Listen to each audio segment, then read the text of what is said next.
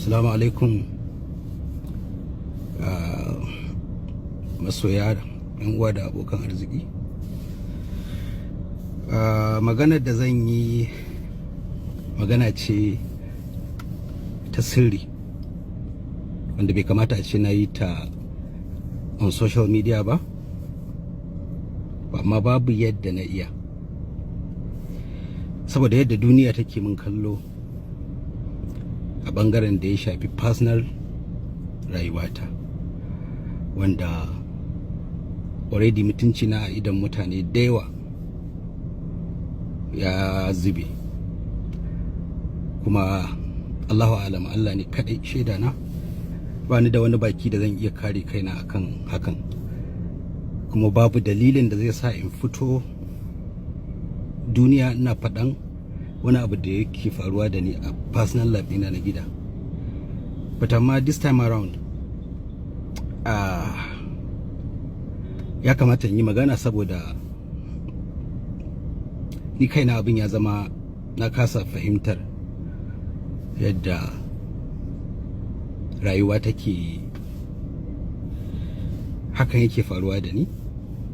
But Allah shi kadai ya sani iya kokarin da nake yi da kuma iya kawar da kai, amma ƙarshe dole tura sai ta kai bango, an kai ga in samu sauki, kowa ma ya samu sauki.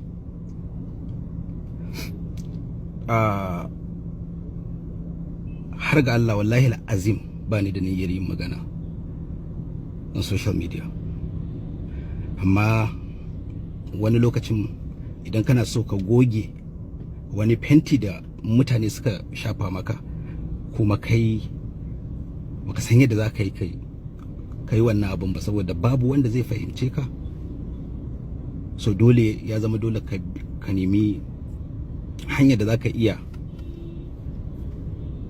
gyara abin ya zama koya ne dai daga an kira sunanka, kada mutane su tuna da wancan image ɗin da suke kallon ka da shi na mutumin banza, ko kuma na wani mutumin da ya kasance mahaukaci, dakikanci ya ƙare. Shine duk mutumin da yau za a waye gari a ce yau gashi ya sa kuɗinsa ya aure, kuma ya ɗan zauna da matan, kawai sai ya ji ya rabu da ita saboda shi ne ya fi kowa kuɗi a duniya. To babu dakikancin da ya kai wannan. Wato a duniya na yi aure ɗai ni kana ba alfahari nake da numbers ɗin ba na alfahari da haka, kuma duk wanda na aura muka samu problem ba na fitowa in ce in ba duniya labarin abin da yake faruwa ko abin da ya faru tsakanina da iyalaina, saboda ba daidai ba ne. Muna da 'ya'ya da su, wani abin ba za ka iya fitowa ka ce gashi ba, kuma kai ma kana da baki. Idan kana da baki, ita ma matarka tana da bakin da za ta iya fitowa ta kare kanta. So a maimakon mu zubarwa da 'ya'yanmu mutunci, ya zama dole in yi haƙuri in rufe bakina, kada abin ya zama issue. Amma wannan karan I have to, maganan gaskiya kenan. Zagin da mutane suke min da cin mutunci akan aure saki, ba zan ce baya damuna ba, so amma daga baya da na gano cewa duk abin da ke faruwa da ni da iyalaina ba wanda yake kallo sai 'yan uwana, sai wasu abokaina, amma kuma duniya kullum ni ne mai laifi. So na karba, tunda har na ci gaba da rayuwa ba tare da abin na bashi ya kai ni na shiga wani yanayi na depression ko yanayin da bai kamata ba. Ko ba komai, ina da 'ya'ya waɗanda suke buƙatar su ganni da raina da lafiya na, ina da 'yan uwa da iyaye da suke son su ganni da raina da lafiya na. So ba zan rika bari abin damuwa ya zama na cewa ya kai ga ya shiga wani yanayi ba. Kuma ba zan yi wa abokan zama na sharri akan wani abu wanda ba haka bane, kuma fito in ce haka ne. So daɗinta duniya, hanyoyi da yawa da mutum zai iya wanke kansa, akwai hanyoyi da yawa. To sai dai kawai abin da na sani shine, ni wannan sana'ar da nake ciki ita ce sana'ar da ta jawo min duk waɗannan matsalolin, kuma ba masu ba, matsaloli da yawa a rayuwa wanda ni Allah subhanahu wataala shi ya san komai. Amma da buɗewa mutum ake yi a rayuwa, a ce in ka shiga kaza za ka zama kaza, abu kaza zai faru da kai, kaza zai faru, to bana tunanin zan ɗauki sana'ar shahara ko in ce sana'ar fim wanda babu wani abinka na duniya da yake iya rufuwa. Saboda abin da zan faɗa is a long story, but let me cut it short. Na samu problem da matata Safiya, kusan a yanzu ana neman 'yan watanni haka tana gidansu. So duk yadda ya kamata a ce iyaye, 'yan uwa waɗanda suke da hakkin a zauna a sasanta, an zauna, amma ba abin bai sasantu ba. So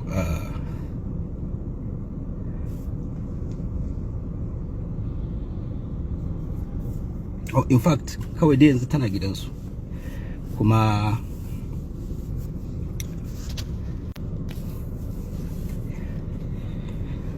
abubuwa da yawa sun faru, kuma tun da muka yi aure abubuwa da yawa sun faru, amma dole sai ana yin haƙuri a rayuwa har sai abin ya kai ga inda ba za a iya haƙuri ba. Tun da na yi aure, waya cellular ita ce take kawo matsala tsakanina da matata tun farkon aure. Amma an yi yau, gobe na ce kar a sake, gobe kar a sake, jibi kar a sake. To idan dai wannan wayar bata bar hannun matata ba, to definitely ba za mu zauna lafiya ba. So daga ƙarshe dai yanzu ba zan iya ba da labarin abubuwan baya ba, magana gaskiya kenan. So amma ba na so, saboda anytime from now za a iya samun problem, saboda ni ban saki matata ba yanzu, ban sake ta ba, amma tana yin sana'a a social media, wanda kuma sana'an nan ba da shi ta zo gidana ba, ni ne na batta ta fara yi.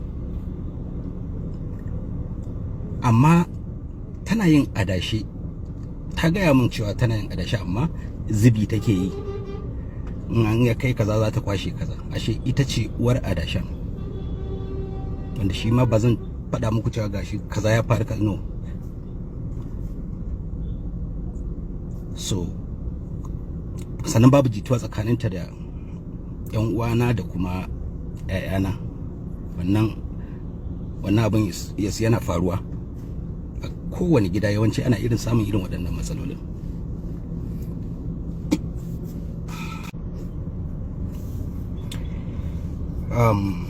Tana yin adashe, kuma ita ce uwar adashen, ita take karban kuɗi, take tarawa ta ba wanda ya kwashe. Wallahi azim bata tambaye ni ba, kuma ban sani ba. Business ɗinta da take yi kadai na san na ba da izini, shi ma da conditions cewa ba za ta taɓa posting ɗin abin da ya shafi hotonta ba. Amma ni in na ra'ayi zan iya posting occasionally. So issue din dai da yau da gobe da jibi shine aka samu problem da akan waɗannan matsalolin, da posting din da ta yi on TikTok. Ta je ta yi lalle a wajen lallen, an dauke ta tana rawa, an saka a TikTok. So ni kuma bana so, kamar yadda tintin ne wani na kai. to karshe dai na ce ta je gida, saboda duk abin da ka kasa juya matarka ko ka saka matarka ta yi, so idan dai tana da iyayen arziki ne, iyayen waɗanda suka san me suke yi ne, sai ka tura ta gida. In ka tura ta gida sai ka faɗa musu ga abin da ya faru, gashi ni na kasa, to ku kuma ku yi mu. So a maimakon da ta je gida abin ya sauki, sai ya worst, saboda abin da zai zaunar da ni lafiya, ya zaunar da aure na lafiya, ko menene, ko duniya nake samu ni, idan dai akwai matsala zai kawo mishkila a aure na ko a wani abu, zan haƙura da shi. So amma ban haƙura da Safiya ba, na tura ta gida, na faɗi conditions, na ce to aka kai ruwa rana, na ce to na yarda ta dawo, amma ina da solution guda 3 wanda dole sai sun faru sannan za mu iya zama lafiya ko za mu iya ci gaba da zaman aure. Shine na ce wannan wayar ba na buƙatar ta, kada ta dawo gidana da waya, a siya mata wayan da ta iya kiran dan uwanta, duk wanda take so ko ta kira ni, ko in uwanta suna son magana da ita su kira ta, amma ba na buƙatar wayar da za a saka data a ciki, a je ana yin bincike on social media ko kuma ana yin abin da bai dace ba wajen matar aure. Na farko kenan. Na biyu na ce zan canza mata gida, saboda ƴaƴana ƴan uwana babu jituwa tuntuni, so solution shine in canza mata inda za ta iya rayuwanta ita kadai. Na uku,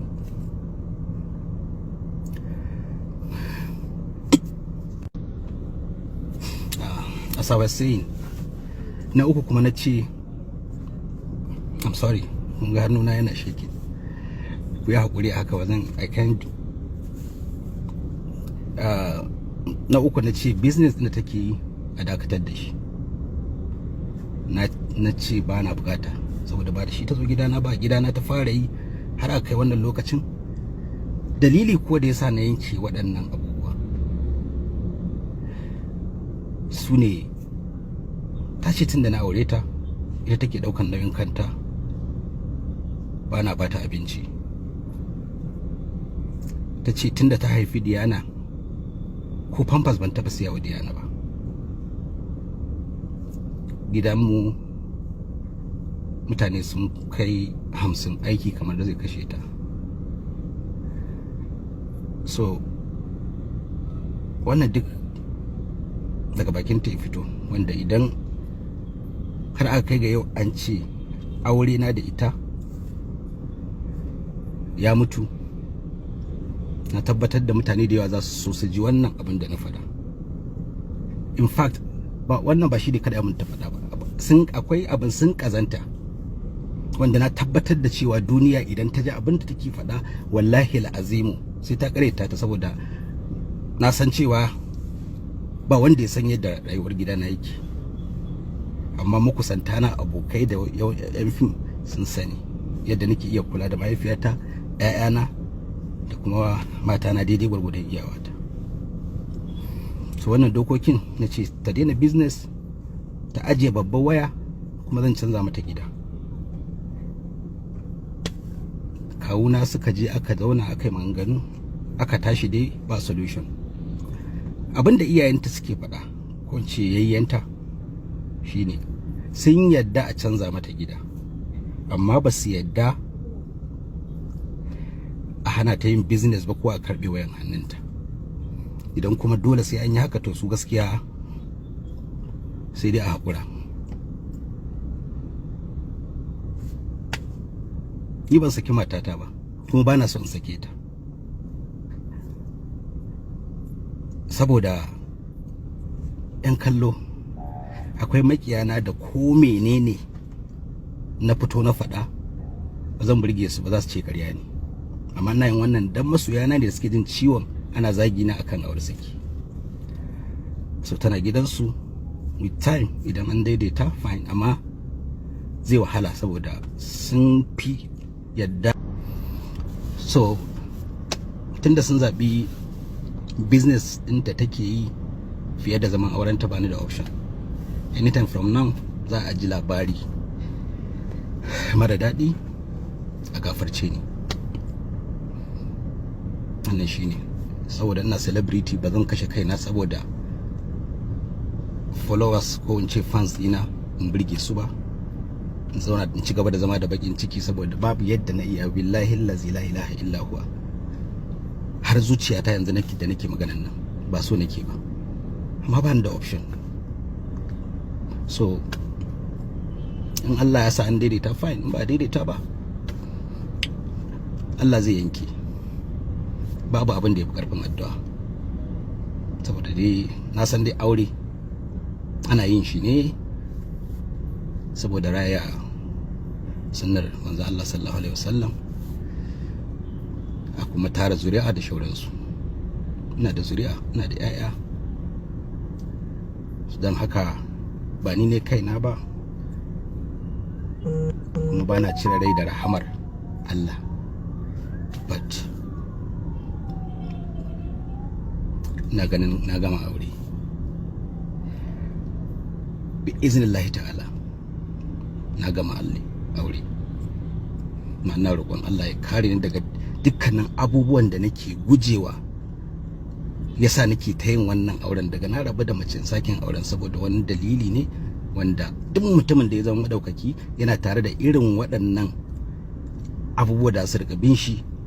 Idan mutum ba imani bane da shi ko kuma addu'a da dauriya, to sai ya kauce hanya, sai da mutum ya koma ya tabi yan mata da shauransu, wanda shine dalili da yasa kowane lokaci na rabu da mata nake ƙara yin auren, saboda in kauce wancan hanyar. Da haka wanda ya ji haushin wannan abin da na faɗa, yan uwana, da babu wanda ne shawara da shi, kawai yankewa ne, saboda ni ne nake zama da ita, ni na san irin haƙurin da nake yi da ita ta san irin haƙurin da take yi da ni. Dan ba za a ce ai ni ma wai bani da laifi akan wasu abubuwa da nake mata ba, amma na tabbatar da duk abin da nake wa matata ba zai raba aure na da ita ba. So aure na gama shi, kuma a gafarce ni, na faɗa ne dan in wanke kaina da wancan sunan da ake kira na, saboda yana damuna. Allah ya zafar mana abin da ya fi alkhairi.